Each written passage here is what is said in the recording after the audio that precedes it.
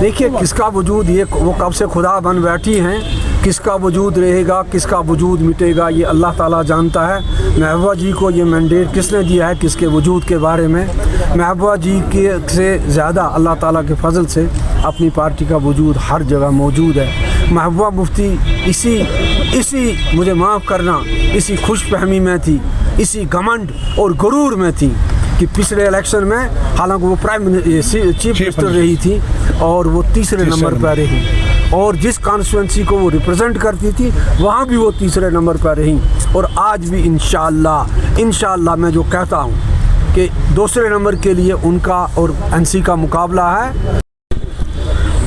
महबूबा जी को पूछिए कि जब वो ये कहते हैं कि बड़ी मुश्किल से भरोसा हुआ था, ये भरोसा कब हुआ था, एक बात, और अगर भरोसा नहीं था उसमें उनका और नेशनल कॉन्फ्रेंस और महबूबा मुफ्ती का या उनके मतलब जिस कांग्रेस के साथ वो सारी उम्र थे उनका कितना रोल था इस जमहूरियत को यहाँ कत्ल करने में। इन्हीं दो जमातों का तो हाथ है, यही वो दो जमातें हैं जिन्होंने हमेशा जमहूरियत का कत्ल किया, अपने हाथ रंगे।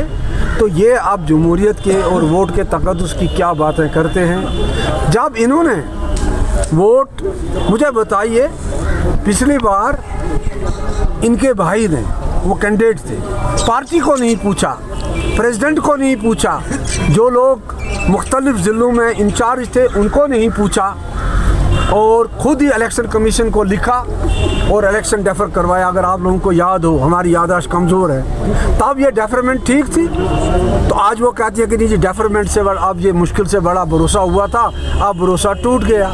क्यों टूट गया भरोसा? अभी तो कुछ हुआ नहीं, सिर्फ डेफरमेंट हुआ ना। तो मुझे बताइए, जिस शख्स की भी आंखें हैं, जो शख्स खुदगर्जी से अंधा नहीं हो गया है, उसको ये मालूम है कि सारा मार्च रेनी सीज़न था। अप्रैल का ये आधा महीना जो गुजरा है, आप मुझे बताइए गली कितने दिन खुली रही? क्या इन पिछले एक हफ्ते में क्या हालत हुई? सैलाब का खतरा था, लग रहा था कहीं 2014 की तरह कश्मीर भी डूब ना जाए।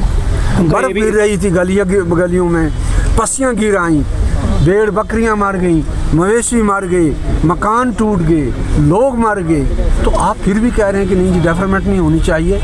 इससे तो आपकी खुदगर्जी की इंतहा।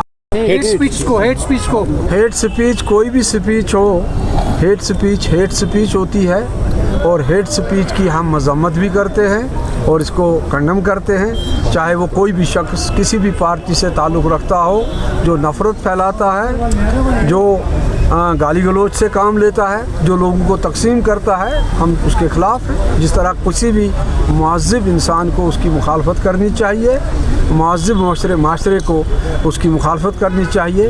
हेट स्पीच का कल्चर अनफॉर्चुनेटली हमारे माशरे में हर जगह डेवलप हुआ है, तो हमें इस बारे में एकजुट होकर, पार्टी सियासत से ऊपर होकर, मसलकी और मजहबी सियासत से या सोच से ऊपर होकर, इंसानी अक़दार के तौर पर इसकी